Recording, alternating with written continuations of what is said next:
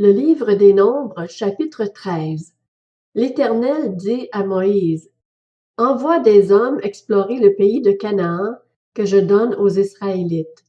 Tu enverras un homme issu de chacune des tribus de leurs ancêtres. Ils seront choisis parmi leurs princes. » Moïse envoya ces hommes du désert de Paran d'après l'ordre de l'Éternel. Ils étaient tous chefs des Israélites. Voici leurs noms. Pour la tribu de Ruben, Shammua, fils de Zakur. Pour la tribu de Siméon, Shaphat, fils de Hori. Pour la tribu de Juda, Caleb, fils de Jéphuné. Pour la tribu d'Issachar, Jigal, fils de Joseph. Pour la tribu d'Éphraïm, Osée, fils de Nun. Pour la tribu de Benjamin, Palti, fils de Raphu. Pour la tribu de Zabulon, Gadiel, fils de Sodi. Pour la tribu de Joseph, la tribu de Manassé, Gadi, fils de Suzi. Pour la tribu de Dan, Amiel, fils de Gemaï. Pour la tribu d'Asser, Setur, fils de Michaël. Pour la tribu de Nephtali, Nashbi, fils de Vophsi. Pour la tribu de Gad, Gehuel, fils de Maki. Tels sont les noms des hommes que Moïse envoya pour explorer le pays. Moïse donna à Osée, fils de Nun, le nom de Josué. Moïse les envoya explorer le pays de Canaan.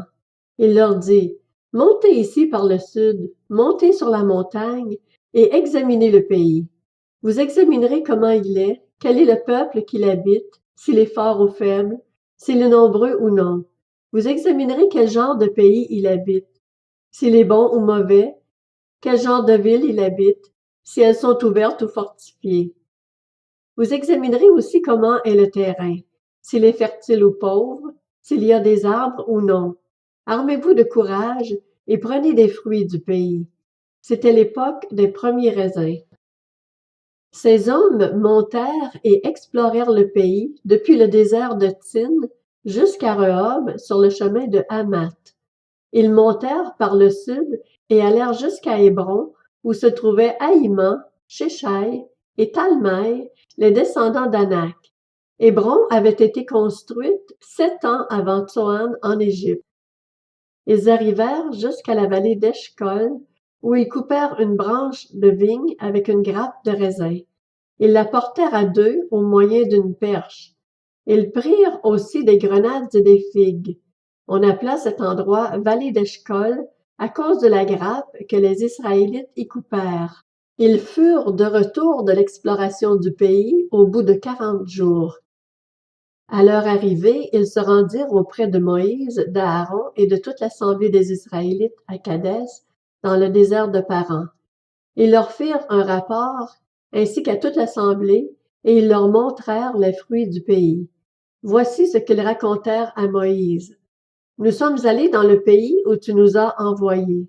C'est vraiment un pays où coule le lait et le miel, et en voici les fruits.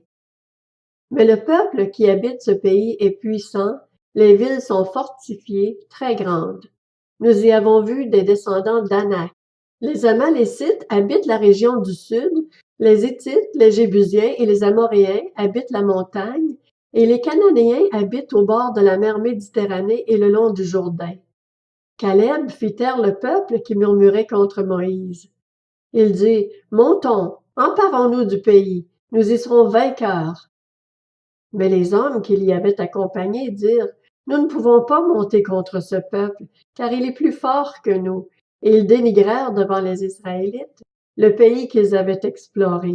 Ils dirent, « Le pays que nous avons parcouru pour l'explorer est un pays qui dévore ses habitants. Tous ceux que nous y avons vus sont des hommes de haute taille.